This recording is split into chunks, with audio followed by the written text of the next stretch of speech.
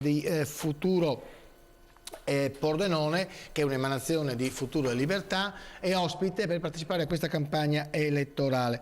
Senta, carcere, io so che lei ha una mezza idea, no? In merito alla riconversione, sempre che il carcere poi lo facciano alla fine. Qual è la sua idea? Sicuramente il luogo per ospitare un carcere non è dei più diciamo umani dal punto di vista anche tecnico, quindi è giusta la costruzione del nuovo carcere, mi pare che sia una proposta assolutamente giusta. Ma cosa fare poi con il carcere vecchio? Io avrei pensato di creare un luogo dove poter valorizzare i prodotti tipici friulani e della destra tagliamento anche ovviamente, dove si potrebbero ad esempio impegnare delle forza lavoro nuova anche per gustare degli assaggi e promuovere anche dal punto di vista la città e tutti i prodotti che vengono appunto realizzati nel nostro territorio.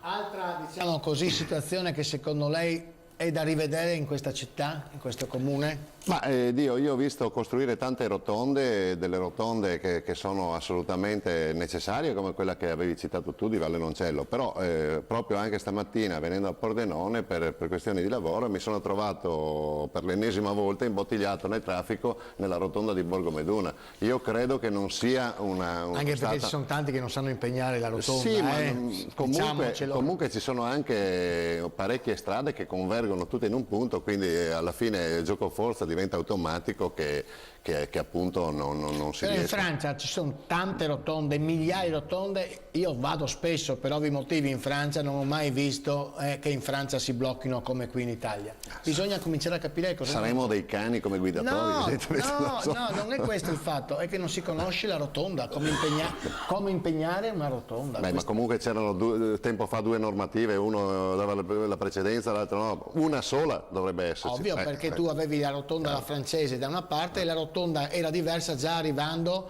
diciamo, a Cimpello per imboccare l'autostrada, poi l'hanno capita e hanno cambiato, l'hanno messa a livello. Ma l'Italia è questa, ti ho detto, è un'Italia, una repubblica delle banane appunto. Ma grazie all'amico Sartor, Gianni Sartor, MAF, Movimento Autonomista Friulano, ma è ospite nella lista di Futuro Pordenone che sostiene, lo ricordiamo, Alberto Rossi, che domani tra l'altro presenta il suo programma nell'ex convento di San Francesco alle 11. A che ora? 11. Alle 11.